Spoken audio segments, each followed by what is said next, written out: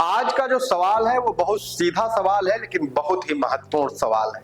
क्या धीरेन्द्र कृष्ण शास्त्री भारत की आस्था है या पाखंड का पर्याय, या फिर भारत की सबसे बड़ी धार्मिक राजनीति के अगुवा?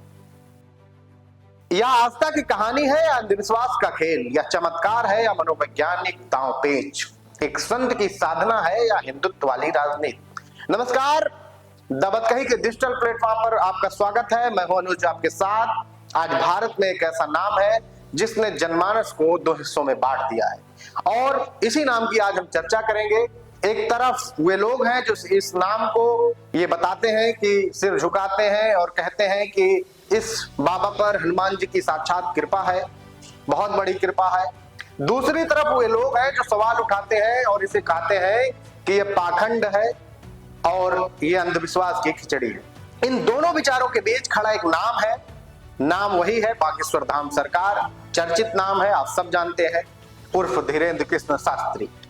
लेकिन दोस्तों, धीरेन्द्र कृष्ण शास्त्री की बात करने से पहले कुछ तथ्यों की जमीन पर चलते हैं। साल 1996 का वह वक्त था, मध्य प्रदेश का छतरपुर जिला गढ़ा नाम का एक छोटा सा गांव। ना कोई रसूख, ना कोई पहचान, ना कोई सियासी ताकत। परिवार भी अत्यंत गरीब था। आज जिनके दरबार में लाखों लोग पहुंचते हैं, मोहन भोग लगाया जाता है, 56 भोग लगाया जाता है, कभी वही बच्चा 2 वक्त की रोटी के लिए संघर्ष करता था। लेकिन उसके पास तब भी एक चीज थी, और आज भी वह चीज है, वह है बागेश्वर बालाजी पर अडिग विश्वास। गढ़ा गांव की पहाड़ियों में एक स्थान है, और उसी ठीक स्थान के सामने एक शमशान घाट है। दूसरी ओर शमशान घाट के लगभग 400 वर्ष पुराना जो शिव मंदिर है, इसी मंदिर के पास धीरेन्द्र कृष्ण शास्त्री के दादा गुरु यानी सीतूलाल गर्ग हनुमान जी की एक प्रतिमा की स्थापना करते हैं। यहीं से वो पूजा और श्रद्धा की जो गंगा होती है वो प्रभावित होती है, जो आगे चलकर बागेश्वर धाम के नाम से जानी जाती है। धीरेन्द्र कृष्ण शास्त्री स्कूल जाते हैं और स्कूल में उनका मन नहीं लगता है। जब वो स्कूल का समय पूरा करके घर वापस आते हैं तो वो दादा गुरु के साथ मंदिर की साफ सफाई, वहां के छोटे मोटे सेवा कार्य करते हैं, कथाएं सुनते हैं और शास्त्रों का अध्ययन करते हैं। और फिर स्वयं भी वह धीरे धीरे शास्त्रों को सुनते, अध्ययन करते, और वहीं से फिर वो भी कथा कहना शुरू कर देते हैं। यहां तक जो कहानी थी वह सामान्य एकदम प्रतीत होती है, लेकिन यहीं से यह कहानी एक नया मोड़ लेती है। गढ़ा गांव में एक छोटा सा दरबार लगना शुरू होता है, वह लगता है, और लोगों से दावे किए जाते हैं कि चेहरा देखकर यहाँ पर समस्या बताई जाती है। लोगों का जो चेहरा है वो पढ़ लिया जाता है बाबा द्वारा, समस्या का निदान कर दिया जाता है। फिर उसके बाद और बड़े बड़े दावे होते हैं। वो दावे होते हैं मानसिक पीड़ा से मुक्ति, पितृदोष से मुक्ति, अनजाने भय और भक्तों के बिना समस्या बताए उनकी समस्या को जानना, समाधान कर देना, तमाम ऐसे बड़े दावे।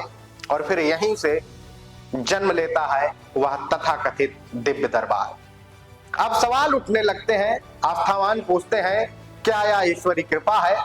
विज्ञान पूछता है इसके प्रमाण कहां है? शुरुआत में मुख्य धारा की मीडिया जो होती है वो खामोश रहती है, लेकिन जो सोशल मीडिया है इस नाम को जो है वो देश दुनिया तक पहुंचा देता है।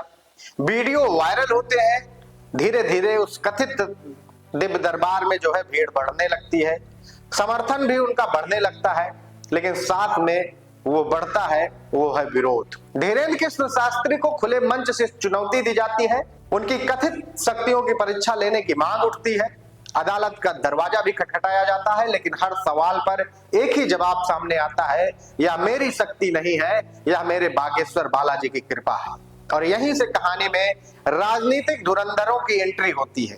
हालांकि यह पहला मौका नहीं है जब भारत में धर्म और राजनीति की चाशनी बनाई गई हो। वर्ष 2014 में रामलीला मैदान में बाबा रामदेव के आंदोलन के दौरान में धार्मिक राजनीति का एक सशक्त रूप सामने आया था।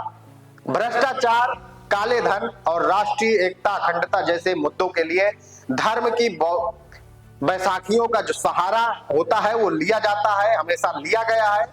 उस आंदोलन को तत्कालीन सरकार ने कड़ी और विवादित कार्रवाई के जरिए दबा दिया था, और आज बाबा रामदेव का सियासी मोहभंग पूरी दुनिया देख रही है।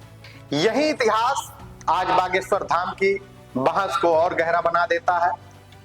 देश की सर्वोच्च कुर्सी पर बैठे हुए नेता, यहां तक कि राष्ट्रपति धीरेन्द्र कृष्ण शास्त्री के मंच पर दिखाई देती हैं।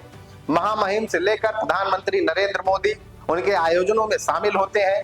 गरीब कन्याओं के सामूहिक विवाह होते हैं, सेवा कार्य किए जाते हैं, भूखों को भोजन कराया जाता है, तमाम लोगों की मदद होती है।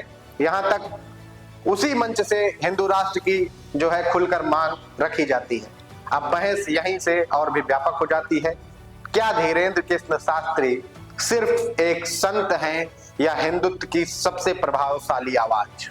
उनकी पदयात्राओं में करोड़ों लोग शामिल होते हैं, हाई प्रोफाइल लोग शामिल होते हैं, वीआईपी लोग शामिल होते हैं और समर्थन कहते हैं करते हैं कि यह सनातन का भविष्य है। आलोचक कहते हैं यह आस्था का राजनीतिक इस्तेमाल हो रहा है। धीरेन्द्र कृष्ण शास्त्री हिंदुत्व को आगे रख के सत्ताधारी पार्टियां रोटियां सेक रही हैं, सियासी फायदा बुना रही हैं, तमाम आरोप लगते हैं। और आज जो देश में बड़ी चर्चा का विषय है वह यह है, क्या यह चमत्कार है या प्रभाव? क्या यह ईश्वर की कृपा है या भीड़ वाली ताकत, या फिर यह साधना है या विचारधारा का विस्तार? इसका फैसला आज नहीं होगा, हम भी इस फैसले को नहीं कर पाएंगे, फैसला करेगा वक्त, समय। लेकिन फिलहाल इतना तय है कि धीरेन्द्र कृष्ण शास्त्री आज सिर्फ एक सामान्य व्यक्ति नहीं, बल्कि वह भारत की सबसे बड़ी धार्मिक राजनीति के बहस का जो केंद्र है वो है। अब बारी है आपकी कि आप धीरेन्द्र कृष्ण शास्त्री के बारे में क्या सोचते हैं, उनके द्वारा कराए जा रहे धार्मिक कार्यों के बारे में क्या सोचते हैं, उनको लेकर आपके विचार में क्या है?